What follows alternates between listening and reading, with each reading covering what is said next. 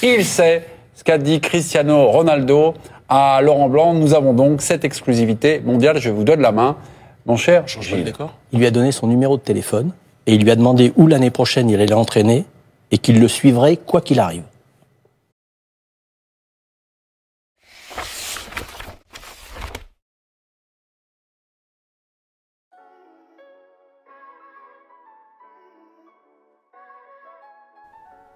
Été 1997.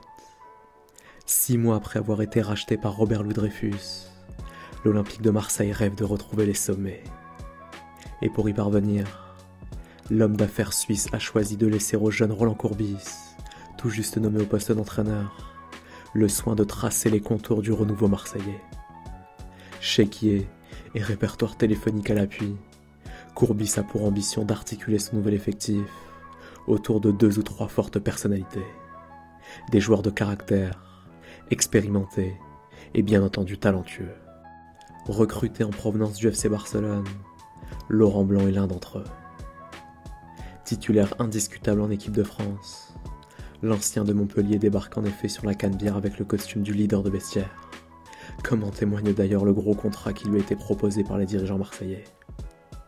À l'issue de sa première saison à l'OM en tout cas, Blanc peut s'enorgueillir d'une 4e place plutôt honorable au classement de première division, d'un titre de meilleur buteur du club malgré son poste de libéraux, le tout avec le brassard de capitaine sur le biceps. Une saison que le mondial 98 viendra ponctuer en apothéose quelques semaines plus tard. À partir de cet instant, Laurent Blanc n'est plus tellement Laurent Blanc. Il est désormais le président, en qui le football français, l'OM et Roland Courbis ont une confiance absolue pour la saison à venir. D'autant que cette fois-ci, les Phocéens sont en lice pour le titre de champion de France 99 et foncent inexorablement vers la finale de la Coupe de l'UEFA. Dans les coulisses de la commanderie et du stade Vélodrome, la situation de Laurent Blanc est pourtant loin d'être aussi paisible qu'elle en a l'air. Car en réalité, le statut dont jouit le numéro 5 tricolore interroge. 1 an plus tôt déjà, peu avant le mondial 98, éclatait une première incompréhension entre Blanc et Courbis. Quand, à en croire la version livrée par l'ancien coach de l'OM, à quelques journées de la fin de la saison, au matin d'un match de championnat face à Metz, Laurent Blanc l'aurait soudainement averti de sa volonté de ne pas jouer la rencontre. En cause, une blessure qui risquerait de s'aggraver et, in fine, de mettre en péril sa participation au mondial. Le matin du match, se rappelle Courbis. Laurent m'informe qu'il ne va pas jouer.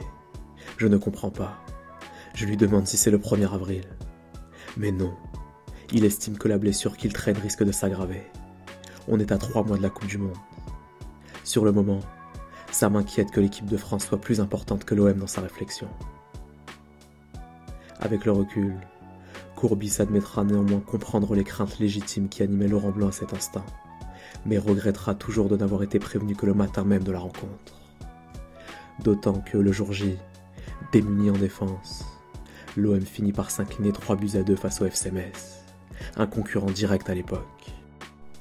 Aujourd'hui encore, Courbis l'affirme. Si on gagne à Metz, on ne perd pas le championnat. 1 an plus tard, c'est dans le brouillard qui entoure la finale de Coupe d'Europe entre Marseille et Parme que les tensions entre Blanc et Courbis sont à chercher. À l'aube de la finale pourtant, tout porte à croire que l'OM est en passe de réaliser une saison historique, potentiellement champion de France et d'Europe la même année. En interne pourtant, on s'interroge. On s'interroge sur le renouvellement de certains joueurs pour la saison à venir, à commencer par Laurent Blanc, qui à 33 ans, entre dans sa dernière année de contrat. En d'autres termes, si Courbis et l'OM veulent récupérer de l'argent sur leur capitaine, alors ils devront s'en séparer dès la fin de saison. La rumeur, bien entendu, arrive jusqu'aux oreilles du capitaine marseillais qui, peu à peu, comprend qu'il est en train de devenir indésirable à l'OM. À quelques jours du match le plus important de l'année face à Parme, le timing est catastrophique d'un point de vue mental. Hasard ou non, à la 26e minute de jeu de la finale, Laurent Blanc se rend coupable d'une énorme erreur individuelle en défense, offrant ainsi l'ouverture du score à l'Argentin Hernan Crespo. Une erreur qui, compte tenu de son talent et de son expérience, ne peut s'expliquer que par une faillite mentale. Ce soir-là, face à Thuram, Buffon, Cannavaro et Vérone, l'OM s'inclinera finalement 3-0, puis verra la semaine suivante Bordeaux s'emparer du titre de champion de France, au terme d'une parodie de football au Parc des Princes. Dans la foulée, l'Inter se manifeste auprès des dirigeants marseillais, proposant au passage à Laurent Blanc de multiplier son salaire par 3. En parallèle, le joueur apprend que l'Inter et l'OM sont en négociation depuis quelques jours déjà, et qu'il a semble-t-il été placé sur la liste des transferts. Pire encore, la proposition interiste, acceptée par l'OM, s'élève à seulement 18 millions de francs, soit environ 4 millions d'euros. Un paquet cadeau avouera-t-il, avec le nœud papillon autour. Longtemps considéré comme le joueur le plus important de l'effectif olympien, le président quitte donc l'OM dans l'indifférence quasi générale, et presque avec une forme de constat d'échec. Immédiatement après son départ, Blanc se dépêchera néanmoins de rétablir sa vérité dans la presse. Il n'y a qu'une raison à mon départ, avoue-t-il à l'époque. C'est que Marseille, notamment son entraîneur, ne voulait pas me conserver dans l'effectif. J'ai appris que l'on me mettait carrément sur le marché des transferts. J'estimais peut-être à tort mériter un peu plus de respect. Tout en précisant, j'étais persuadé de finir ma carrière à l'OM, éventuellement de devenir un acteur du club dans les années à venir. De son côté, Courbis, quant à lui, niera en bloc les accusations selon lesquelles il aurait lui-même placé le joueur sur la liste des transferts, et ne cessera de répéter qu'il s'agissait d'une décision collective, prise pour des raisons économiques et sportives, en concertation avec Robert Louis Dreyfus. Ironie de l'histoire, les deux hommes finiront par se retrouver 15 ans plus tard en Ligue 1, en tant qu'adversaires cette fois-ci, l'un sur le banc de touche du PSG, l'autre sur celui de Montpellier. Reconverti en tant qu'entraîneur donc, Laurent Blanc fera d'abord le bonheur des Girondins de Bordeaux, du moins lors de la saison 2008-2009, avant de passer par l'équipe de France, puis par le Paris Saint-Germain. Là où il doit gérer, entre autres, le cas Adrien Rabiot. Un joueur à l'époque très jeune et très prometteur, certes, mais qui peine encore logiquement à s'imposer au poste de titulaire, qui plus est dans un effectif très concurrentiel. Pour autant, un joueur sur qui Laurent Blanc compte quand il s'agit d'accorder du temps de jeu aux plus jeunes. Or, ce statut de titulaire occasionnel, voire de bouche-trou, les Rabiot n'en veulent pas, même dans un club aussi ambitieux que le PSG. Adrien, bien sûr, mais également Véronique. C'est ainsi qu'au fil des semaines, les tensions ne cessent de se tendre entre la famille Rabiot et les dirigeants parisiens. Plus encore quand le futur joueur de la Juve tarde à prolonger son contrat, faisant ainsi planer la menace d'un départ libre.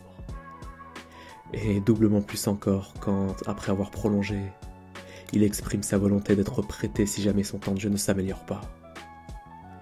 Forcément alerté par la situation, Laurent Blanc ne dissimulera pas quant à lui sa colère sur le sujet. Oui, ça m'énerve.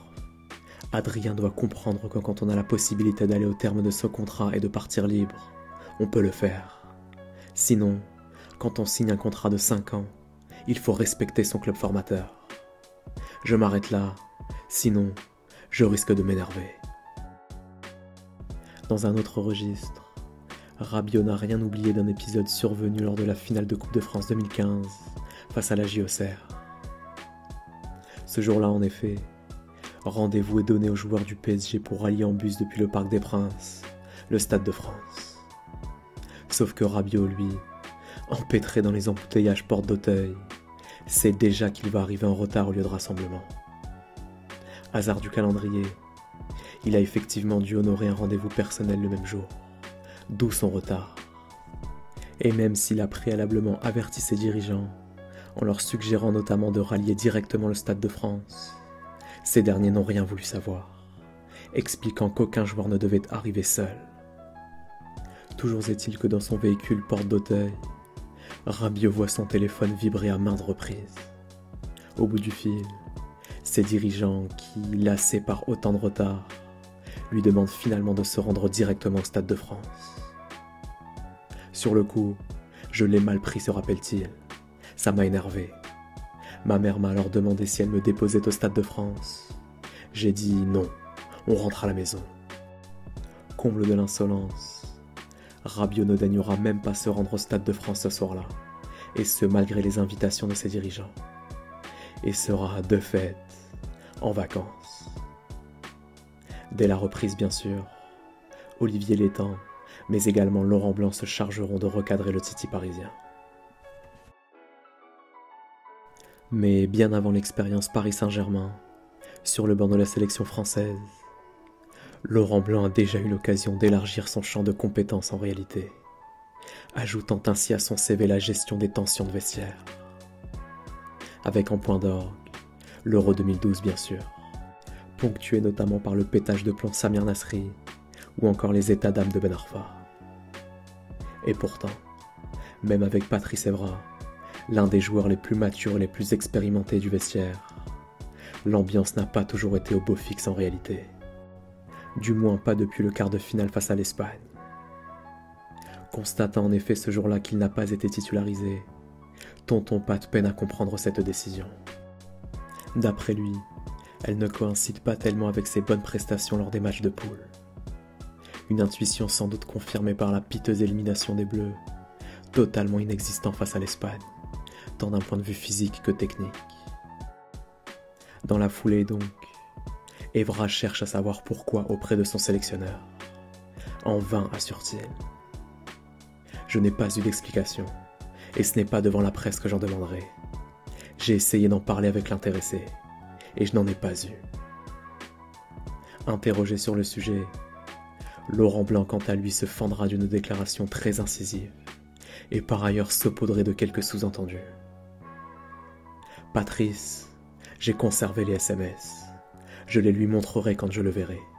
On se rencontrera, on se recroisera, et je n'aurai pas besoin d'un micro pour lui expliquer ce que je ressens. C'est facile de parler. Une rancune d'autant plus compréhensible qu'en 2011, au moment de faire appel à lui, Laurent Blanc a sans doute été l'un des premiers défenseurs de Pat Evra vis-à-vis de la presse et de l'opinion publique. Un peu moins d'un an après le fameux épisode Nice Now.